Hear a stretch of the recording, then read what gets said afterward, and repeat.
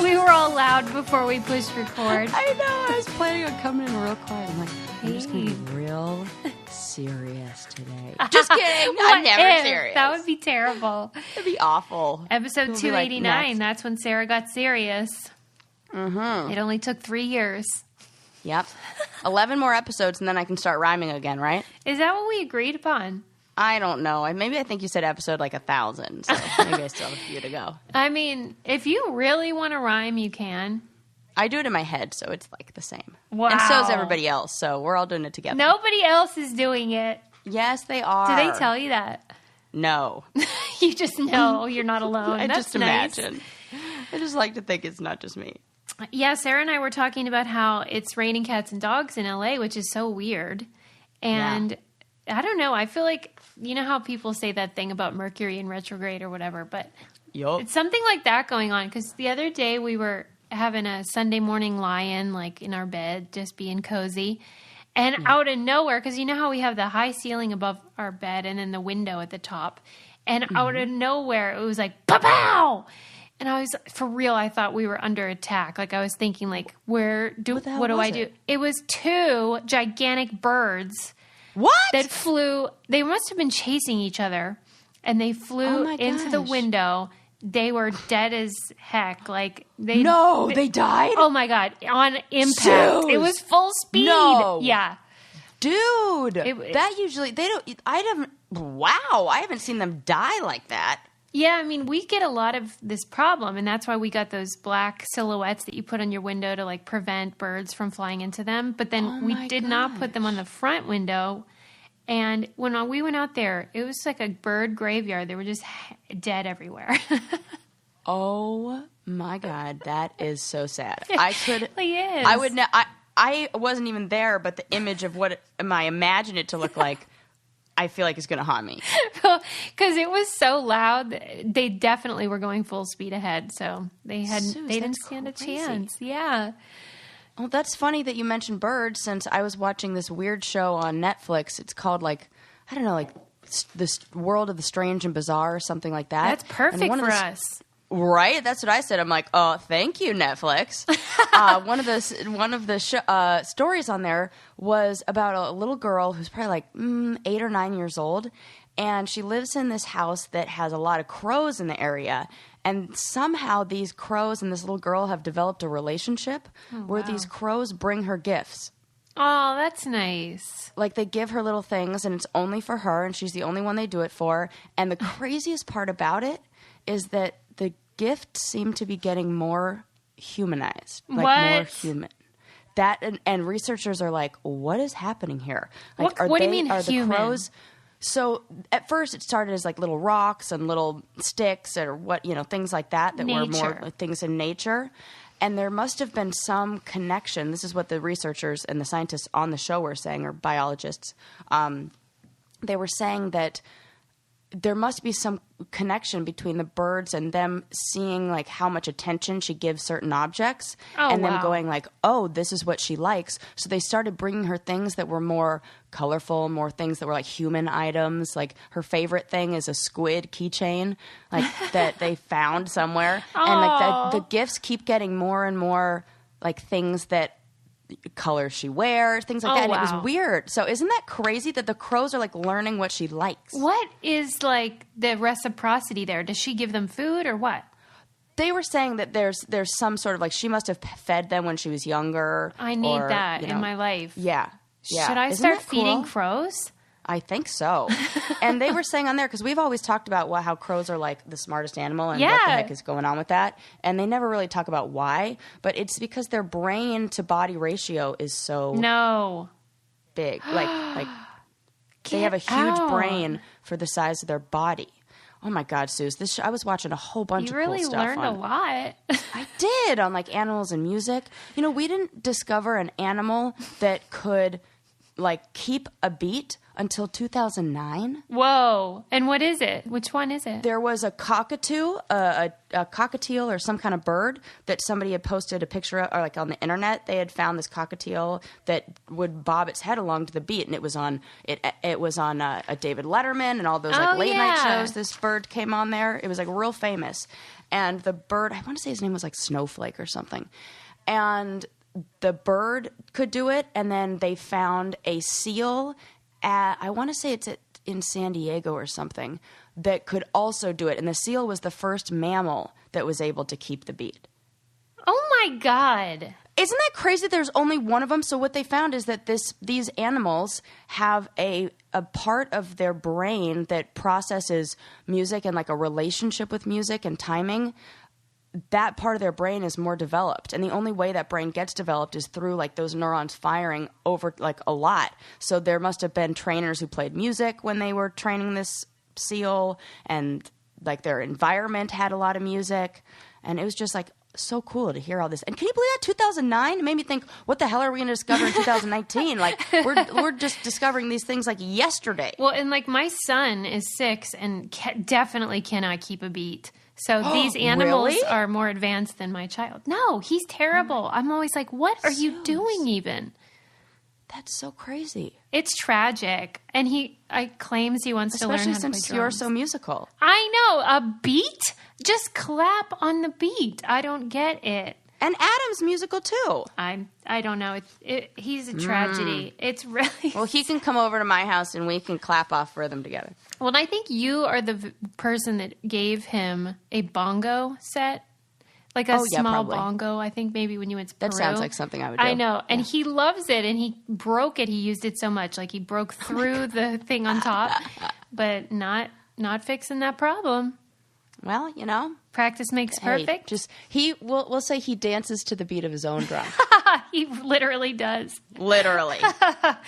I watched a documentary about the Fyre Festival. Did you see it? It was on Fyre Festival? I'm sorry. As Fyre. I don't know why I said that. It's Fyre.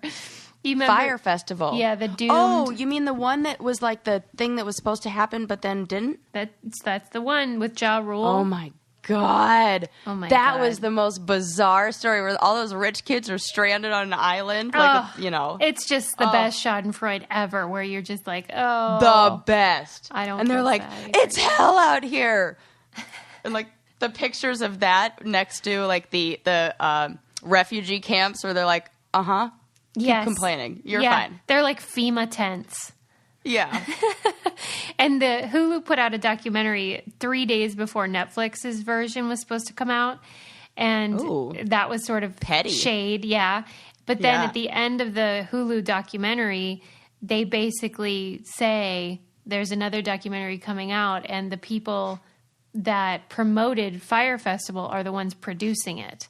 So what? Damn, that's controversial. It was. And like these guys are being sued, and the main guy is in jail for it, for wire fraud.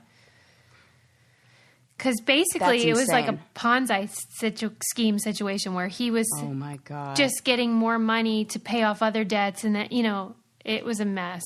It was fun to watch, though.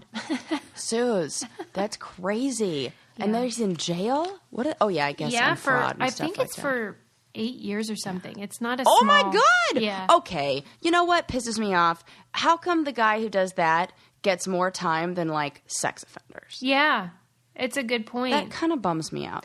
Yeah, and I guess it depends on the state and stuff like that, but this guy is clearly a sociopath and is very charming and everything. You can see how he got successful, but then they always screw themselves over in the end, that type. Well, you know what? Good thing he didn't turn into like a Bertie Madoff where he really fucked people out of the rest of their lives. Like this guy could have done. True. If you have the capacity and potential for just a little bit of it, it's like, what are they? Absolute power corrupts absolutely. Yeah. He gets a little taste of it and then it just, ugh. Yeah. It was. You should watch it though, because it was like, I will. Oh man, this is fascinating, and like social media culture and all of that. I'll tell you what is a successful venture though, which is Joybird.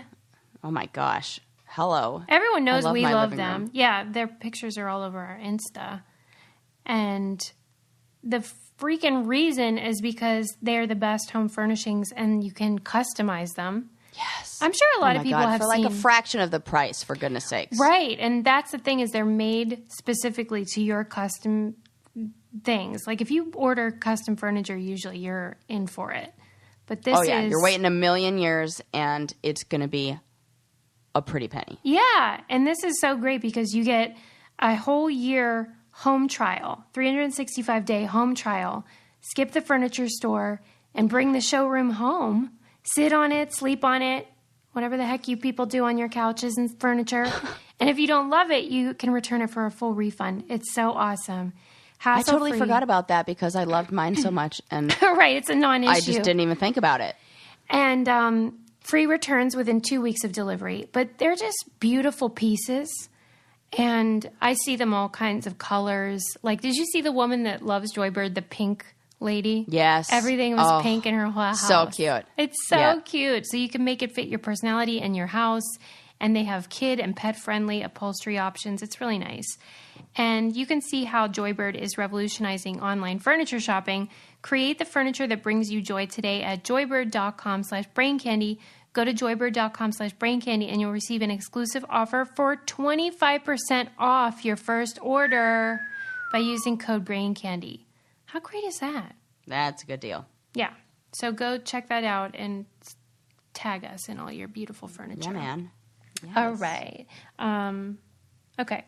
Speaking of social media culture and scams, Landon and I have both now been, I would call it like scammed out of these items that we buy from things on Instagram. Oh, what happened?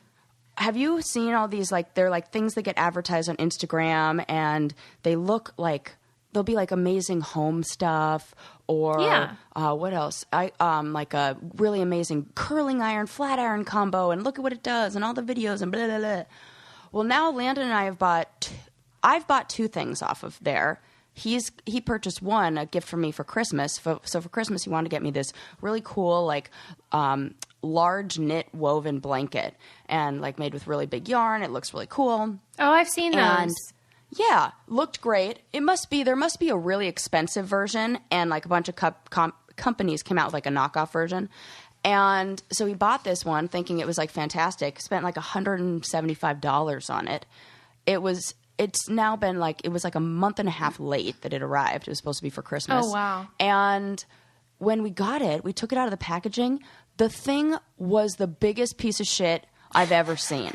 It was like a polyester sock stuffed with cotton, and then that rolled into like they knit that. It was so shitty, and it was so weird and like smaller than you would imagine. And so Landon like gets on there and he's like, okay, I got to return this. So he tries to contact the company. Well, first of all, he tried to contact the company like, where the hell is the product? No answer. Tries to contact the company about returning it. No answer. So he goes back on their Instagram and he looks, and then he finds out, like, he goes to the shipping place. It'll cost $150 to ship it back. Where he's like, what the fuck? It costs the exact same amount to ship it. And they're like, and they said when it's from like shipped from China, and when it gets there, the Chinese post office takes over, and then they can't even guarantee delivery, so you don't even know if it's going to get returned and you get your money back. Oh my God. Landon's like, I'm reporting this as fraud, and I'm going on their Instagram, and I'm going to put like, he goes on their Instagram, and he can see all the comments that say, this is a scam, they never send you your product, this is bad, blah, blah, blah, blah. So Landon goes through all the pictures, and he starts commenting. Guess what the company fucking did? What? Liked all of his comments. No. Yes. How much are they giving him the middle finger there? Won't return his emails, won't return like any of the stuff about the product. But when he writes shitty comments, they like them. That is so weird. Maybe it's like, what is that? To get more likes so that your item gets in or do more you think people's it's feeds? like bot driven, automated?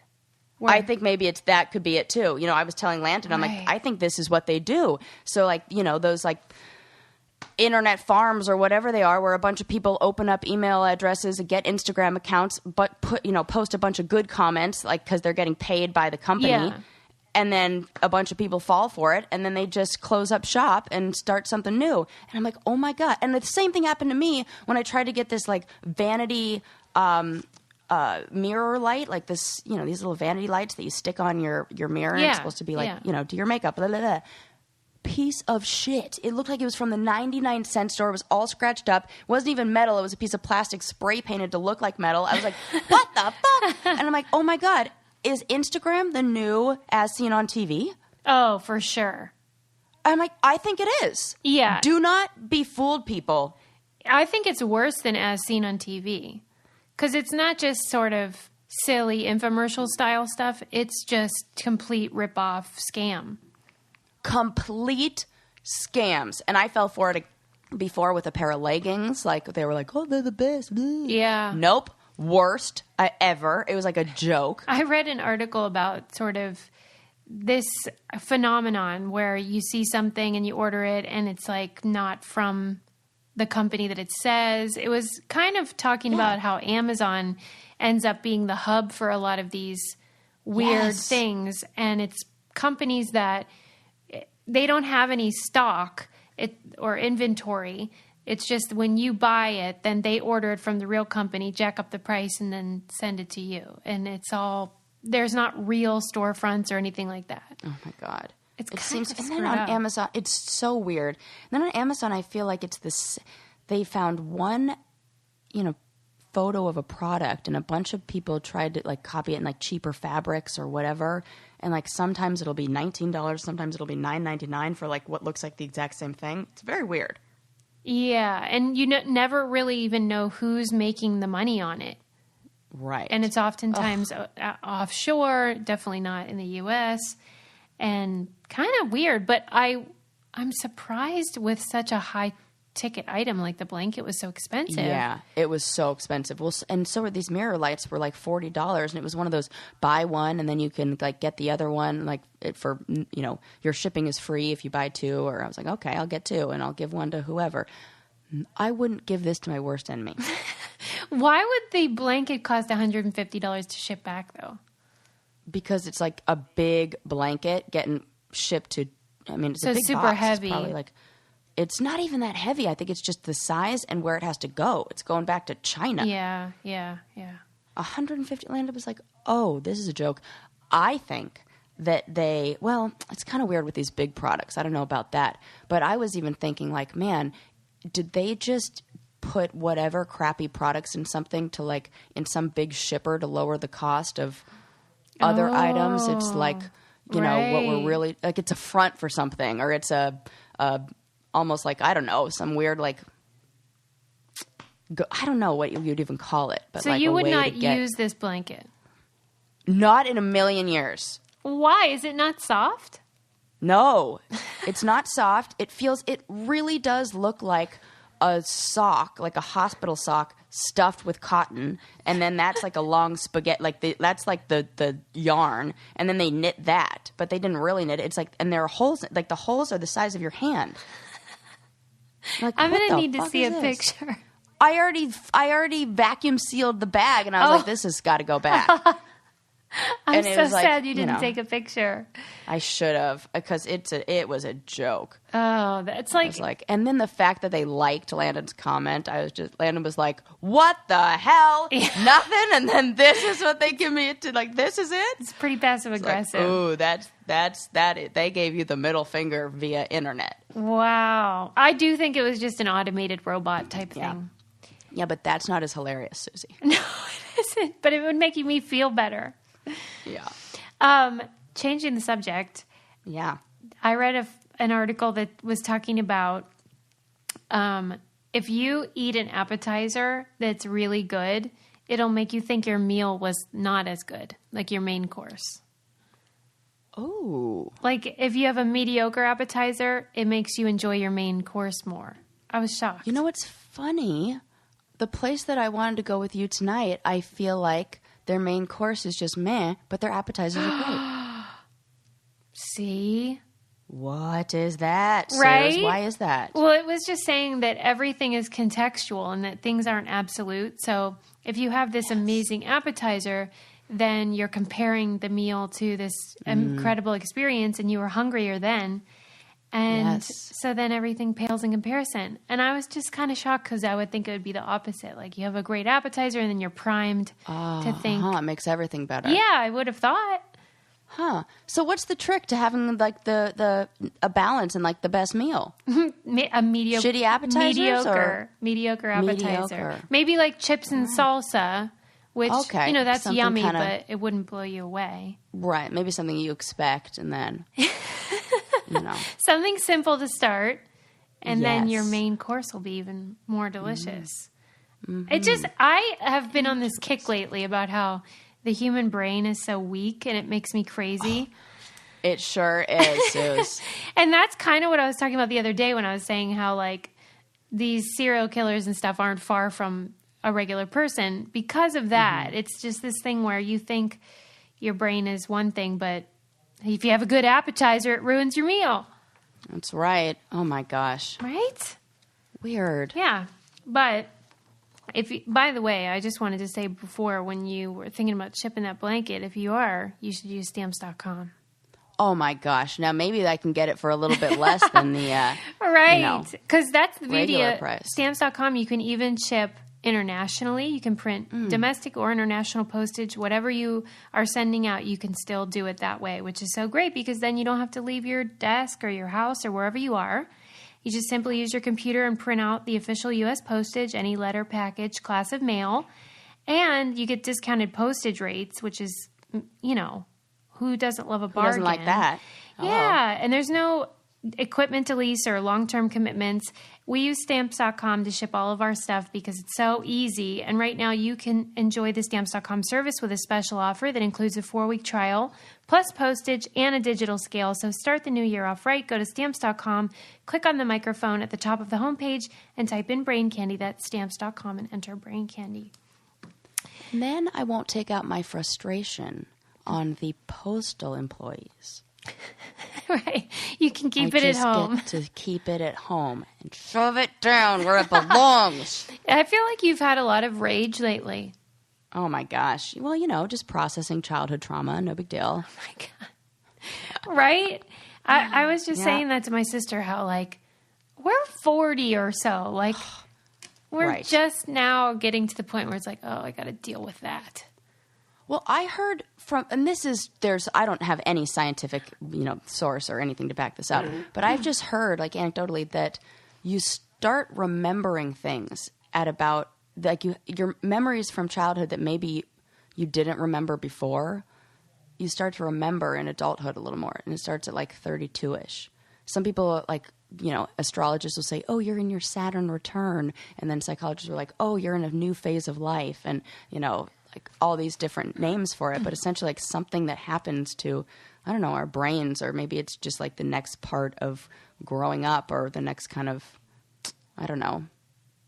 I mean, whatever. Why do you think that is though? And like people talk about repressed memories and things like that, and then they come out later. What? Why do they come out? Maybe it's like a change of motivation and a change of perspective of like what the drive is. There's a lot of like drive for self-achievement and like formulating your identity in your 20s of like, I'm going to push myself ahead. And it's very like self-motivated, at least in Western culture, very like self-driven and individualistic. And then when you kind of get to the age where biology starts kicking in and you start to want a family, like the desire to improve the self maybe switches to like more of a family mindset or like relational mindset. And maybe that, like in looking at your own relationships or experiencing that in a different way, I don't know. I definitely remember think stuff from childhood. Having a kid can make people remember stuff from that age, whatever age their child is. Yeah. Because you see yourself kind of again through that lens. So I do think that can trigger things to come back. But it is sort of a weird phenomenon, again, with the brain, where you're like, why did I guess it was a survival thing where you repress stuff to get through it. Yeah. But then it can come out later if it's triggered. Totally. Yeah. And you're processing everything, or like you're from a child's perspective when you're in the moment, but those memories are still in there. And then when you're older, you think about the same thing, but you have to kind of reprocess it from an adult's perspective. Do you think if you kind of when people do hypnotherapy that's an effective thing to bring out those memories, or is that hogwash? No, I think it's great. And I think we use like forms of that and like guided meditation and things like that. I think the real important thing is kind of detaching from, this more like critical, judgmental part in your mind that's more like reactive, and just kind of being an observer and, I don't know, listening and being more active, I guess, than, I don't know. It kind of shuts off those parts that say, no, I can't do it, or here's what I should do, or bury that, or no, that was just there, tries to rationalize things. It just kind of observes the memory, and I think that can kind of help. I mean, but hypnotherapy is not always like, sometimes it's other things. Like I did hypnotherapy like once or twice, and it was more like guided meditations of like scenes, like visual imagery. What? Yeah, it was like something about like finding, I don't even remember now. It was like something about finding a safe place and like letting myself know I was safe. And maybe that was just kind of like laying the groundwork because I was younger. And this was technically considered hypnotherapy? Yeah. Oh. I was like 17 or 18. It was in San Francisco. And were you doing it for fun or what? No, I was doing it. It's like when I first kind of was looking for different kinds of therapy and ways to, like, I knew I had stuff that I needed to work on and stuff like that, but I didn't really know which avenue to take. So I was like, whatever the pop psychology thing is, I'll try that. Yeah. And I must have gotten a Groupon for it or something. I was like poor and 18. So I was just thinking about Groupon because the hairdryer that I use, I got on Groupon like 6 or 7 years ago. And it's the best hairdryer I've ever had. And who would ever, like at this point in my life, I would not be buying a hairdryer on Groupon, but I'm sure glad I did because it's amazing. Dude, Suze, this is the problem I have because Landon and I were just talking about this last night about when I was complaining about all these scam things. And he's like, well, you always fall for you haven't learned like if it sounds too good to be true, it is. Right. And I'm like, yeah, but every now and then I get these awesome things. Yes. He's like, yeah, but like, it's like you're gambling. It's like you're playing the slot machines or like, you're what do you call it? You're mining for gold. I mean. And it's like, I'm finding a lot of fool's gold and not so many nuggets of the real deal. Maybe. But maybe it's just about vetting. When you find that good one, it's so good. And you're like, you have to talk about it for frickin' ever. That's how I am. I'm like, I need to tell everyone the deal I got. Like once I went to the Goodwill and hanging right there on the outside of the aisle was a pair of Joe's jeans in my exact size for $6. And I'm like, oh my God, they were like brand new. I had those things for years. Well, and a lot of times you pay a lot of money for something and it's not necessarily better. Yeah. So it can go both ways. You just have to be discerning with your purchases. That's all. Yeah. And don't buy Ziploc baggies from the 99-cent store. Yeah, that is. And also plastic wrap, same. Oh, does it not stick? Oh. No, do not. Even generic will not be okay. Waste, not okay. Right. Yeah. Cling wrap only. Yeah, there's certain products you got to go with the brand. Yes. Ah, interesting. That's my opinion. They have that patent on lock. Right. Right. I don't know what it is. There are other things, too, that aren't coming to my head right now. Oh, my brother Luke, he was over here and we were talking about Yeti bags, those coolers that are like $5 bajillion. Yeah. The guy who started that company, one of the guys who started that company or was working for that company, left that company and he branched off and started his own and launched this. Oh my God, what are they called now? Now, of course, I don't remember the name of it, but they're for sale at you can buy them on Walmart. Exact same quality, lasts for even the stuff stays even colder for longer.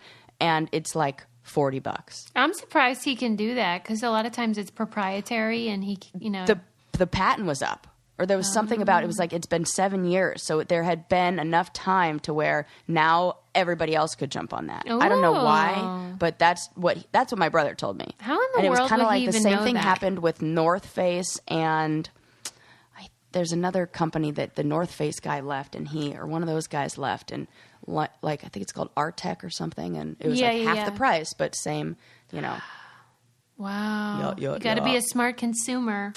Yeah, know who's leaving the company and maybe has bitter feelings towards the other people there wanting to start their own stuff. Well, funnily enough, I was reading this article about, I think the title was "The Jeans You Bought Could Have Affected the Election" or something. And I was like, oh, I got to read that. It was basically talking about the algorithms that were used by Cambridge Analytica and like basically the Facebook thing, where if you liked Wrangler jeans or LL Bean, you were seen as someone who would be more inclined to like the Trump message. Well, I could have told you that. Right. But they call them weaponized algorithms. So where like you just think you're liking J. Crew and you're really liking liberal ideals or something. Weird. Isn't it starts strange? Filtering you information based on what your tastes are, and they can discern, if you have a college education, more likely, things like that. Dude, I believe this because this is going to sound like it's not related, but I think it is. I became a member with like the American Association of Marriage and Family Therapists, because you have to have that kind of like insurance or liability stuff. And I started getting magazines to clothing companies that totally look like therapist clothes. I swear to God, That's they're connected. So I'm funny. like, why did I start getting these magazines? And they're like a lot of costume jewelry and big necklaces, a lot of flowy shawls. There's one, I think I saved it because I'm like, I have to take a picture of this and show this to my clinic and be like, anybody else starting to get magazines that like are basically pushing you into a specific wardrobe for your field? No wonder we all dress like this. We have no time to shop. Oh and my God. This is what comes it's to like the house. the uniform. Yes, it was. I was like, I've never purchased anything from these online stores. I've never purchased anything from a store related to these online stores. I was laughing. They bought your info from like the field organizations. And they were like, she would love a pashmina. Well, no matter what your job is, I think everyone would love Rothy's shoes. Yes. Oh. They are super chic and comfortable, classy. And I had posted a picture the other day of me in the sneaker, which my pair are white. And someone was like, are those the Rothy's white sneakers? Because they're so clean still. And I'm like, yeah, because you can put them in the washer. Don't think I didn't see that comment. Right. Yep. And she's so right, because even after you wear them all the time, then you can just wash them in the washer, which is so crazy that there's a shoe that you can do that. Yes. But they have tons of colors and patterns, and they do have the different styles. But it's really perfect if you're someone that wants to look nice, but you want to be comfortable. I mean, that's the bottom line. That's why Meghan Markle's wearing them. Did you see that picture? Right. Yeah. We love our Rothy's. We know you will too. Right now, Rothy's has an amazing deal for our listeners. Use code BRAINCANDY to get free shipping with no minimum. Free shipping, free returns, and exchanges on your Rothy's shoe. Trust me, you won't want to return them, though. Go to rothys.com. That's ROTHYS.com and enter BRAINCANDY to get your favorite flats and free shipping. No-brainers, shoes that are comfortable, stylish, and sustainable, and free shipping. Go get yourself a pair today. Rothys.com, promo code BRAINCANDY. Get this deal while it lasts, Sarah. You know how many water bottles they've repurposed into shoes so far? No, do you? Yes, I do. How? Over 23 million. Wow. Mm-hmm. See, that's a good point. It's more than just shoes. Right. They're sustainable. And they tell you what they're doing with them. We told you. You have to be a smart consumer. Yes. Just makes you feel good. How about how they did... Okay, lecture over.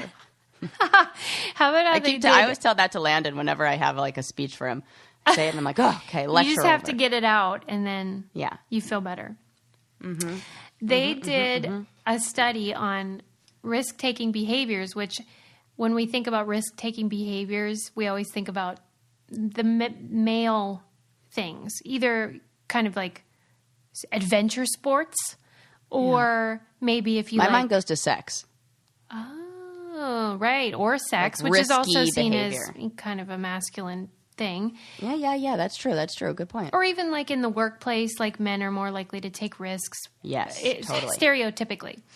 And the people that did this new study wanted to find out if the reason we associate risk taking with men and why those studies often show that men take more risks is because these studies are gender biased to begin with. Because things like cosmetic surgery are risky, but have never been included on... Dude! Yeah. I think every time you go sit under the hairdryer with a new hairdresser and you go get a bleach job, you are taking some risk, girl. That is the whole point. Have you had a bleach burn? I have. Yes. And that is exactly what they thought. And then when they did the study that way, the risk-taking likelihood was equal between men and women. Okay. This makes sense. Yeah. It's more of like a personality thing than it's equally distributed. Whoa! That is cool, and I totally believe it. Yeah, like they included booking a flight with a less reliable airline or cooking a really difficult dish for a dinner party that you've never cooked before. Or buying Ziploc baggies from the 99-cent store. If you do those things, then they would rank them. Like not all of them are death-defying. Yeah. Some of them are... Well, anything that triggers kind of like a fear response in you, I would imagine, or some sort of like, anything where there could be a big consequence. Like if you fuck up the meal for a dinner party, sorry, Linda, then your whole party's going to be screwed up. And Linda would be the one to complain about that at the dinner party. She'd be all passive aggressive about it. Mm-hmm. Like, God, I guess we'll have pizza. Yes. Oh my gosh. Or she'll buy you a cookbook for Christmas. Fuck Linda. Right. Fuck Linda. Dude. But I just am excited about the idea that let's look at how these studies have been conducted forever and how you're coming into it with the decision already made about what a risky behavior even is. Oh my God. That is so true. The plastic surgery one is a big one. Do you think you're somebody who's risky? I don't, but probably was in my 20s. I think people are more likely to take risks at that age. I mean, just marrying people quickly. I did that twice. That's risky. Yeah. I guess I'm not very risk. Really? I think you are. I have like risk. I mean, I'm trying like, because you like doing adrenaline stuff. Yeah. And you know what? I'm the same like I used to. Oh, you've grown out of it. But I don't. I feel like I'm maxed out. Really? Like you don't have that urge now? Yeah, and even things like, I don't know, because I would almost call is public speaking risky? Well, I would say it's definitely scary. Yeah. It's scary. It's kind of difficult because it's like, now like that's the thing that kind of popped into my mind of like, kind of taking some risks. But now if I feel more confident in my abilities or like know where my abilities lie. And so I'll do activities or take, it doesn't seem as risky because I know that I have the tools to accomplish whatever it is or successfully do that. Yeah, that's true. I'm not like doing new risky things anymore, like things I've never done before. I feel like that I'm kind of slowing down on. Yeah. Well, I guess that's even like the idea normal. of outdoor rock climbing is like way terrifying to me now, and I used to do that all the fucking time. Really? So now that you kind of know more about the risks, I don't know, or maybe it's the idea that, oh my God, I could really hurt myself, and I would like to not do that here. And like that thought didn't come through my mind before. I was like, whatevs, I'm just gonna climb this mountain. Yeah. And now I'm like, it's exactly what we started this episode talking about, that your brain is really powerful. Mm-hmm. And my brain gives me a way longer list of consequences than it used to. Yeah. It's like, really? You're going to throw away all your years of hard work and school to climb this mountain and then fall and become, a vegetable? I don't think so. Well, and it's also like whenever I was getting into that car accident and how instead of my life flashing before my eyes, I'm just like, oh, this is going to be so much paperwork. Because it really, you start to realize how much time, to laugh, but I'm going to have to get a new car and I'm going to have to do the insurance stuff. And you just realize how much time something will take. Yeah. And so you don't want that to happen. It is like I'm careful about what I do as to not ruin the time in the future. Well, and that's also why I'm a helicopter parent, because I don't want to go to the ER. Like, that is the last thing. Oh my gosh, Suze, totally true. I was thinking about this the other day when I was watching some comedian who was talking about having kids and how as soon as he had the kid, he was like, oh my God, gotta watch them all the time. Like, they go on high alert and they weren't before. And I was thinking that too, about how I have that since I was a camp counselor. Yeah. My mind is really good at seeing like what could go wrong. Yes. Why? Because we've had things go wrong. We've had kids mess around and one girl end up in a neck brace thinking that she had like a serious neck injury, jumping into the lake. We've had so I've seen it all. I've seen so many weird things where I'm like, how the hell did that happen? Okay, well, next time we want so I'm just like on high alert. I would be a great yard duty. Well, and that's why, when your mom talks about how your brothers were always jumping off stuff and going to the ER, for Christ's sake, I am all not, the time. I can't handle that. Right. I just don't get how people are so laid back. Ugh, I don't know. I don't have that gene. No, me neither. Skipped a generation. Kind of like rhythm in your son. Don't remind me. But what you should remind me of is that people don't always know what their APR is. And so they almost never know. Yeah. I don't.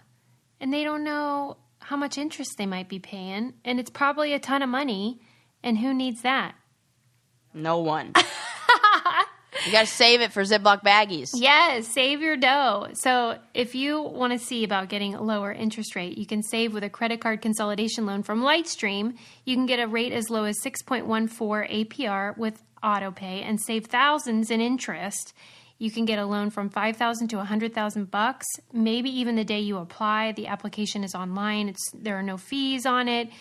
And they just believe that people with good credit deserve a low rate and an easy process. And our listeners can save even more with an additional interest rate discount. The only way to get the discount is to go to lightstream.com/braincandy, lightstream.com/braincandy. Subject to credit approval. Rate includes a 0.50% autopay discount. Terms and conditions apply, and offers are subject to change without notice. Visit lightstream.com/braincandy for more info. Yay. Okay, moving on. Mm-hmm. Sociologist that watches the Marvelous Mrs. Maisel, I think that's what it's called, on Amazon, which I hear is amazing, and I really feel like I should watch it. Do you love it? I did. I watched the first season, and I really liked it. Yeah, everybody says if you're it's a female cute. who likes comedy and wants to fight the patriarchy, you would also like it. Okay. Who does that sound like? Right. I just never got into it, but maybe I'll give it a try. But he was watching it, and he points out the times when they use phrases that wouldn't have been available during the 1950s. You know how we were talking about... Oh, my gosh. I say this all the time in movies. I'm like, that's not a word they use then. Yeah.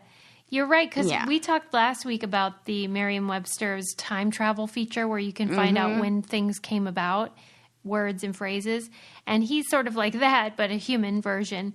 And he was saying that the phrase, I need some space, wasn't a thing in the 50s, which, we take it for granted. It's almost cliche that someone would, in a movie or even in your real life, say, I need space, or we need to make some space or whatever for your relationship. Wow. And so there was this article talking about why that started to emerge in the 70s. And how, oh my gosh, this is fascinating because I can imagine there's a whole tied to like concepts in, oh my gosh, this is so cool. Tell me everything. Yeah. He was saying, the article in The Atlantic was saying how, the 70s was a big time of, first of all, the sexual revolution and also, self-help and, looking within and trying to be your best version, et cetera. And then also where women started working more And so there was more of a sense of equality. And when you have that, then you have a partner who's your friend, which is something that really wasn't a thing up until the 70s. Like your partner was your partner, and you had very specific roles. That wasn't your friend. And so and sometimes your partner was your assistant or secretary or chef or nanny. Right. And then since you're friends, then you start relying on each other to meet each other's needs, but that can also lead to feeling claustrophobic and smothered. Yeah. And so that's why people started saying, I need space. That wasn't even something that would have come up years before. Wow. That is so crazy. What is it? What do you think about it? I love it because it makes me think that, okay, so there was a time, you have to imagine, that people who were learning about themselves, people who cared about like doing some personal development, recognized, you know, I need to create some healthy boundaries or whatever that, you know, it was, I need some space for that time. And I'm sure there was a lot of pushback of like, what? That's a weird thing to ask for. That's so different. That's not how we do it. And then it just became part of the culture, something that was accepted. Then we saw how that really is important and we do need that. And it just makes me really excited and optimistic for a lot of the newer concepts that are being introduced right now that we're trying to talk to couples about, or just anybody about communication and, you know, how to interact and all these things. And there's a lot of pushback of like, what? That's not how we do it, blah, blah, blah, blah, blah. But it kind of makes me excited that maybe these concepts will become integrated into more of like the zeitgeist and it'll become the norm. Well, because it's so true that even with whatever they call the generation below the millennials, the young people, they are sort of like really pushing it in terms of gender fluidity and polyamory and all of these things that used to be considered degenerate behaviors, you know? Yeah. And basically, you have to either get on board or you're going to just die off and your ideas will die off with you because nobody's waiting for you anymore. Right. So kids are like, no, we're not doing it that way. And every now and then you have like, you know, you have those couples like the woman that we talked to in the very beginning when we started the show who was fell into a more traditional, you know, gender role in her family. And there's always going to be those people, but the majority will kind of go, no, like these things are important, and space and personal boundaries and, you know, identity and blah, blah, blah. It's crazy though to think about how a phrase that is so ubiquitous that it's almost cliche, the idea of I need space. It's almost like saying, let's just be friends. That phrase is so common. It's totally like that. It's not you, it's me. Yeah. And you think that's just been around forever. You don't think it had an origin within the last 50 years. Wow, I love that. I know. And it makes me want to explore more of those, like when these ideas kind of came about. Yeah, and try to figure out why. And I love that for me, when I read the article, was like, yep, this is why you should follow scholars on Twitter, because this guy is just sort of a nerdy sociologist who likes The Marvelous Mrs. Maisel and like writes a blog about the words that they use. And, that's so cool. Yeah, and it just tickles me that this is such a cool little hobby for this person, but it's so interesting to people like us who wouldn't know it otherwise. I love people like that. Yes, I do. And thank goodness everybody has such diverse and different interests, because it really makes... I sure as heck am not going to do a deep dive on the history of stamps, but somebody else will, and I will read it, and they will tell me all the good stuff. Yeah. And it'll be fantastic. Well, you're fun to do it with, though, because you are interested. Like, you might not read it, or you might not be the one to research it, but if I tell you the information, you're super into it. Yes, I am. And sometimes 100%. I think I have a great bit of trivia, and I'll tell it to somebody, and they don't care. Oh, is that not the worst? It happens to me all the time. All the time. I bet it does. I'm like, you don't care about, like, this doesn't blow your mind? And they're like, whatever. You're like, just me? Okay. I'm like, okay. Yeah. And I'll say that in like class, you know, I'll be talking about something. I'm like, oh, so the other night I was researching blah, blah, blah. And they were like, no, you researching something? And then the end of conversation. Well, I mean, when you're opening the show with like, I was watching this documentary about crows, like, that's not good point. Typical. Good point. Oh, that's funny. I mean, I think you do have more of an interest in nature than most people. I do. I really love it. You know, my mom would tell me this all the time because I told this to her when I was younger, and it has kind of stuck with me. And I think this is really why I love nature so much. I told her that I when I went to Costa Rica for the first time, and there's such diverse, nature out there, that I could see how so many things in our world are inspired by nature, and is like they mirror things in nature. Like, you know, the flower looks like the cup, and the flower holds water, and a cup holds water. Like things in nature that we just inspire, and you can kind of see how it's all connected. And I feel like when you understand that, and when you can see how, you know, a lot of the things that we really love in our regular modern world and life are things that were somehow inspired or connected to or related to nature, but we've kind of forgotten about the connection. And I really like to embrace and like understand and see and explore the connection. Well, and I think that I'm not a person who believes in intelligent design. That's a religious belief about the Earth's origin. But I get why they do, because I can see how you would look around at the world in the way that you're describing, and you can see just the genius of it if there were a creator.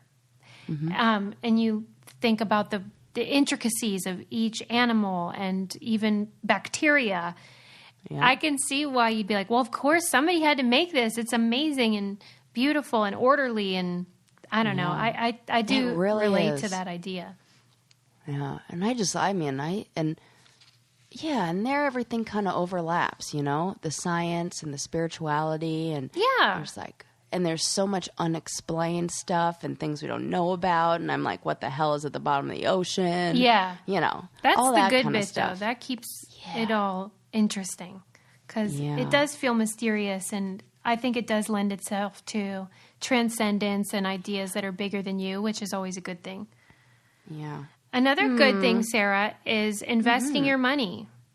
Yes, always great. So then you can spend it on things that remind you of nature, like plants. A lot of times I feel like people that aren't familiar with the stock market and stuff, they feel intimidated by dipping their toe in the water. And that's why I really like Robinhood, because they created an app that lets you invest money for the first time, but with confidence. So it's simple, and it has an intuitive design, and you'll feel comfortable kind of giving it a try. And that way, you know, investing isn't just for wealthy people, which I hate that idea. And Robinhood is great because there's no commission fees. Some brokerages charge a lot of money for each trade, but Robinhood doesn't do that. And like I said, it's super easy to use. And then you learn by doing, and then you can build your portfolio and learn a lot about where your money's going. And Robinhood is giving our listeners a free stock. You can get Apple, Ford, or Sprint, or something similar to help build your portfolio. Sign up at braincandy.robinhood.com. That's braincandy.robinhood.com. So that's a fun way to get started in that realm. So speaking of some nature, I saw this article came up in the New York Times, and I just thought it was it was a cute title, and it made me sad, and I just thought I'd share it. Okay. There is a snail in Hawaii that was the very last of his species, and he just died. Come on! And his name was George. What? And he lived, guess how old he lived to be? Guess how old a snail lives to be, Susie? I would have said like 15 maybe. Oh, you're close, 14. Oh. Don't you think that's a long time for a bug? Yeah, now that you mention it, that is kind of 14 years. Well, they are slow, though. They say he died of natural causes. Oh, that's true. Maybe a slow metabolism, slow everything? Yeah. Huh. What did you say, natural causes? He did die of natural causes. They were expecting him. He was born in the early 2000s in captivity in an attempt to keep the species alive. And he had about 20 other, like, I don't know, fellow snails, and they all of a sudden died. How are we sure that he was the last one? I don't know. I guess they're a kind of snail that's specific to a certain forest in Oahu in Hawaii. Really? Yeah. Oh my God. It's funny though what we don't know. I was just reading about a crazy salamander they found in like the southern states in like the bayou type thing. And they hadn't had a new vertebrate animal in like 50 years or something. And this guy came out of nowhere. And what? I think they call him the leopard salamander. But anyway, I just don't get how we didn't know that was floating around down there. They're just chilling. And like this snail, how do we know it's only in that jungle? I don't know. I mean, Darwin would say because they didn't need to evolve to have any other of the kind of traits that he has anywhere but that forest. Oh, really? Yeah, it's like the birds. It's like the finches. Mm-hmm. And like the length's the beak, and how the same species will be different in different places, and all that. And it's what is it? It's not evolution. It's adaptation. Well, I guess or not adaptation. It's evolution. Whatever it is, it's backwards. It's that trait continues. Whatever trait is advantageous to the species continues to be. Well, and it is like super far out. How would he get elsewhere? Right. Yeah, what's he doing? Hopping on a ship? Hitchhiking? He doesn't even have any thumbs, Suze. He doesn't have thumbs. He does take his house with him. True. Yeah. So he is mobile. He can travel. And he won't have to pay for lodging. I can't believe that he just died of natural causes. I mean, now I just have the most adorable picture of a snail backpacking. Because it has to be a backpack. Right. But like, he doesn't have arms, so that'll be hard too. He needs a fanny pack. He's not holding a suitcase. He needs a fanny pack. Oh my God. And he's just like stopping at the little hotels, and they put him like a little, and he like goes out of his shell and calls me a little blanket. But he only goes like 2 feet a day. Yeah. Oh my God.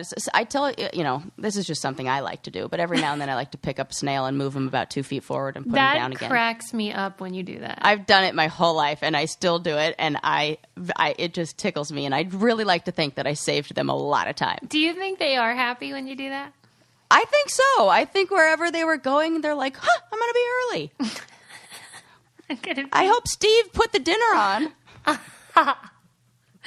It's so funny.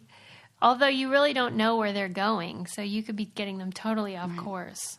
Well, exactly what we're doing right now, which is anthropomorphizing a snail, is what these researchers are saying we need to do for more animals to keep species alive. Oh, because really?